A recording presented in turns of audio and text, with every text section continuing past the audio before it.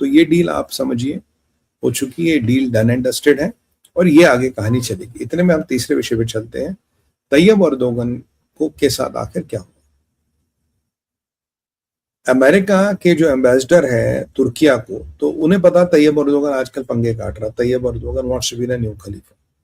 तो उन्होंने बड़ी एक अच्छी बात बोली, बोला कि यार इस पूरे मिडिल ईस्ट के क्षेत्र में ना ताकत बोलती है, only power works in this क्षेत्र।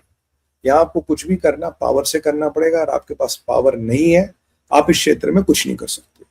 ये क्षेत्र पावर की भाषा समझता है, ये क्षेत्र लठ की भाषा समझता है, बिना उसके ये कोई भाषा नहीं समझता। Power is the only thing which works in the middle east. कह रहे हैं जैसे सीरिया में एक पावरफुल लीडर है, उसके चलते हुए सीरिया चलता, अगर एक अनपावरफुल लीडर आ जाएगा सीरिया खत्म होगा।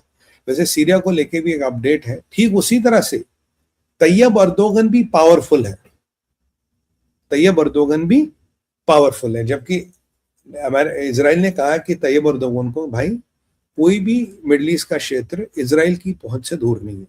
फिर उनसे पूछा गया भाई ये जो इजराइल ने तैयब अर्दोगन को दबे लफ्जों में धमकी दी है,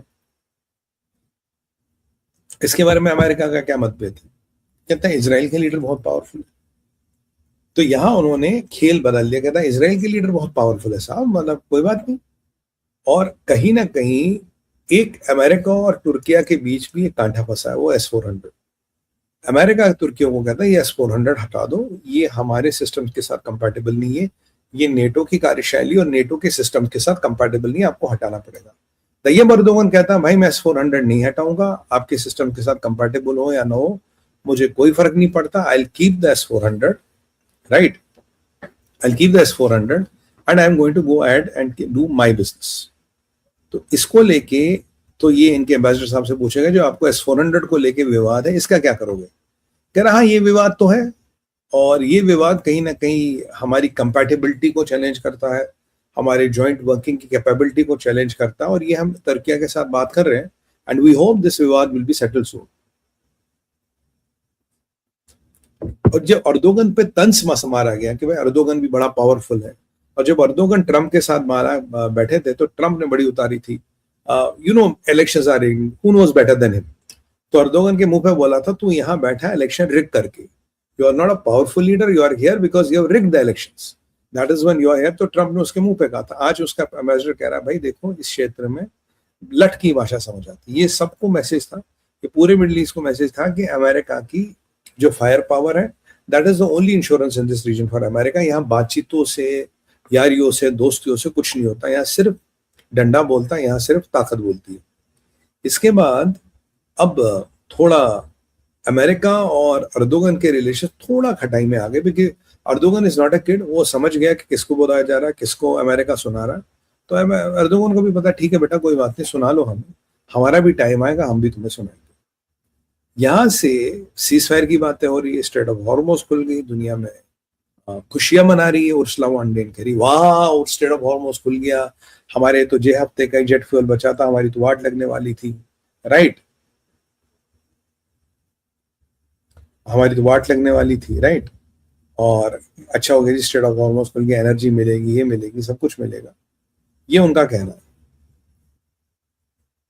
पर यहां ईरान ने एक पेच डाला था। ईरान का पेच था कि अगर जब तक इजराइल सदर्न लेबनान से पूरी तरह से विड्रॉ नहीं करता तो हम इस सीज फायर को नहीं मानेंगे। अगेन IRGC में ग्रुप्स है, IRGC में फैक्शंस है। अभी इजराइल का कहना है, जो बेंजामिन नेतन्याहू ने क्लियर कहा कि हमारा right vis-a-vis Hezbollah is not over. 10 दिन का टेम्परेरी सीज फायर है, 10 दिन बाद फिर लड़ाई शुरू होगी। वहां ट्रम्प से कहा था जब आपका सीज फायर खत्म होगा तो आप क्या करोगे, कह रहा एग्रीमेंट नहीं हो तो भाई लड़ाई शुरू होगी। बेंजामिन नेतन्याहू भी कह रहे भाई लड़ाई शुरू होगी। बट एक चीज उन्होंने बड़ी अच्छी कही कि हमारा right vis-a-vis Hezbollah is not over. जो भी हमारे हिजबुल्लाह के खिलाफ एक्शन करना वो ओवर नहीं, वो 10 दिन के लिए एक युद्ध विराम लग गया।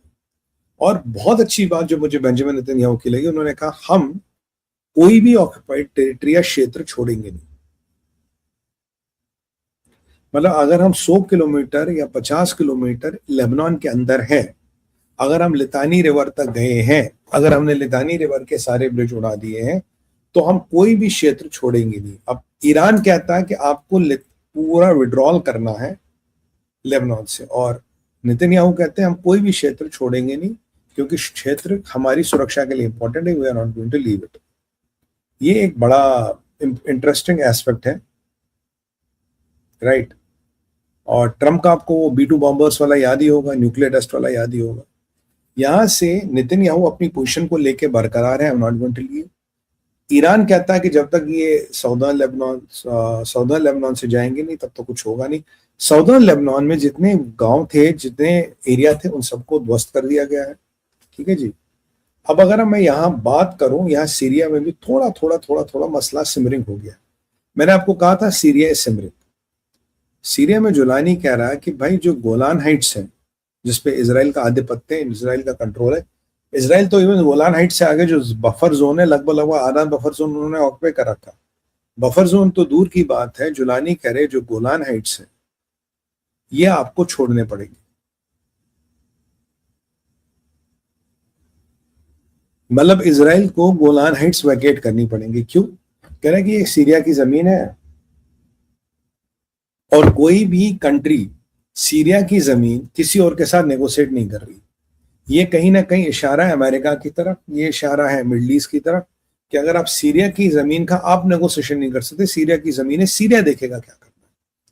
और यहीं कुछ घंटे पहले अमेरिका का एम्बेसडर तुर्की में बैठ के कह रहा है कि भाई मिडल ईस्ट में डिसाइसिव लीडर चाहिए, जैसे कि जुलानी, जो कि आतंकवादी, बेसिकली 10 मिलियन की बाउंटी है, अब हटवा दी। ये किसी ड्रोन का निशाना नहीं बना इसलिए जिंदा है।